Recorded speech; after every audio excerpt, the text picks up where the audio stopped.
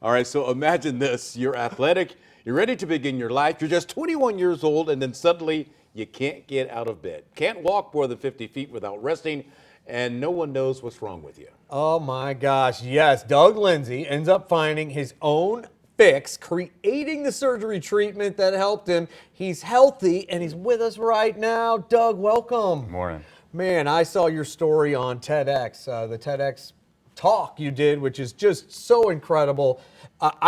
We just told your story. Tell us a little bit more about what happened with you. Yeah, like you said, 21 years old, finished my junior year in college, started a summer biochemistry research job at KU because my mother and aunt were sick and we had no answers for why. And then I got sick. Your family had it, Yeah, right? yeah. I mean, that's amazing.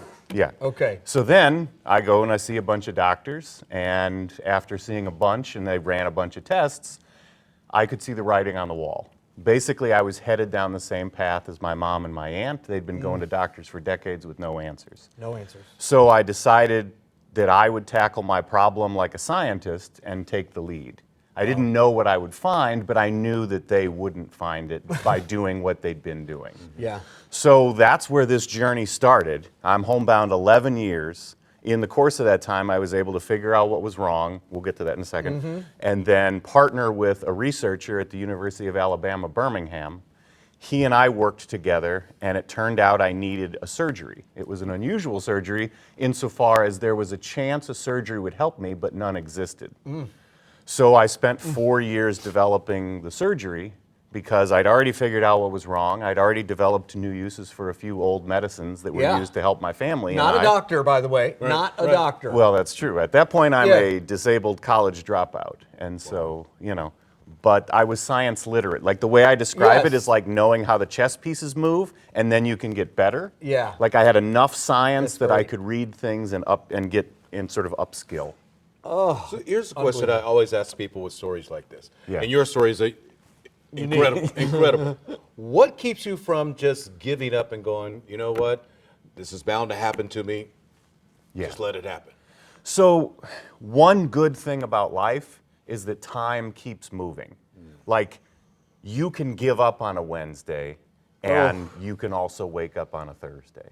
So I gave up lots of times, Yeah. but I always got back up, Wow. And so that helps. The next is, as a scientist, you run the experiment. So doctors have opinions, and patients can say, I've had enough. But when there were things that could have helped me, and they hadn't been tried, as a scientist, you say, no, your opinion doesn't matter, my opinion doesn't matter, we run the experiment. Yeah. So if it took me 4 years to figure out how to invent a surgery and then get it, well, what was I supposed to just give up? Say, oh, there's something that might help me? Right. And we're just not going to try it because it's too hard? Doug, why is this happening? And it's also, what you did is not unique. You help others do it, which is unbelievable. But why is that just the culture of doctors dealing and their time and their appointments and their money and all that? So one of the smarter people I worked with said a practicing physician's job is to treat as many patients as possible with the means and methods available. Going on wild goose chases, doing homework on individual patients, scratching your head, Yeah. and being in the shower and saying, golly, something just doesn't fit. Like that's not really their job. So, Right. so doctors are a little bit like Jeopardy contestants. When you walk in, you either know the capital of Nebraska or you don't. And so when you walk into that small room, they are trying to refer you to somebody who's seen someone like you and already has the answer. Yeah. The problem is if you're weird enough or if your condition is unusual enough, maybe nobody woke up in the morning before they saw you and already had the answer. And that's so it. now you have to bring the tools of a scientist and a journalist to bear to dig, to look, to build, to talk to people, and to start to find out what's available to know but sort of invisible. What did you have?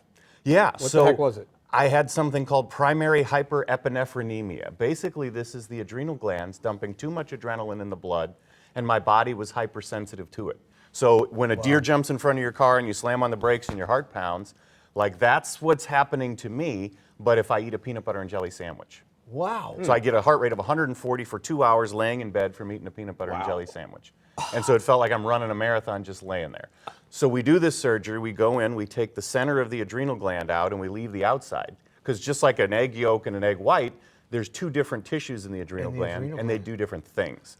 So we took the bad one out, left the good one, and then I used medication, new uses for old medicines that I developed to rein in the rest of the symptoms. Okay, scientists, stop on the science. Tell us, you will move in with the family, basically, and help them to find their own cure. Yeah, so now I've been I got nicknamed the medical MacGyver, which Yes. is, which is lovely because it kind of explains what's going on. Does. So I work with a small number of complex chronic illness clients to figure out They why can't find an answer, Yeah, right? They they're- cannot find an answer. They go to good doctors, they've called in favors, they're stuck in the medical system, and I am going to help them figure out who they need to see, what we need to test, and what to do about it.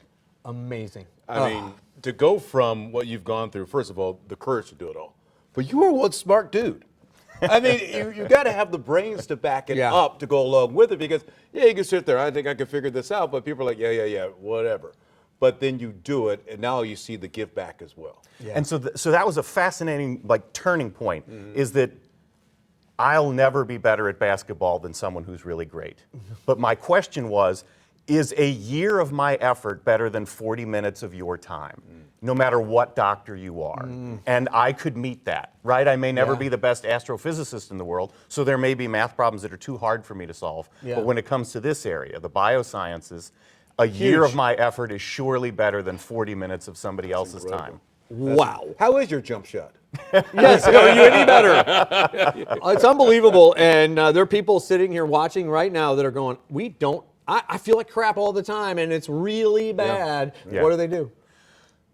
Yeah, so the first thing is, so I have a book that I'm going to be putting out about how to build medical teams. That should be a TV show, by the way. And I know. And then, God, I wish we Yeah. could have more time. I don't know how Yeah. much we have. Yeah. But Lindsay, what is it? What is your website? LindsayCenter.com. LindsayCenter.com. Yeah, Lindsay with an AY, like me and Lindsay Lohan. Oh, there you go. And look, are there you he doing is. another TED Talks anytime soon? Well, I coach them. So Okay. right now I'm coaching the owner of Left Bank Books, and she's had the bookstore 52 Cool. years in the Central West End. Yeah. Yes, I And had a then book there. Yeah. I gave a speech at Stanford a week or two ago. So Wow, man. Well, I'm so Awesome. glad you came. I'm glad you invited me. Inspiring. Man. I'm glad you're Yeah, able to man. come Thank in and this tremendous story. Good to see you're up and about and making a difference on our planet. Man. thank you. Cool. Thanks so One much, smart Doug. guy right there. Appreciate it.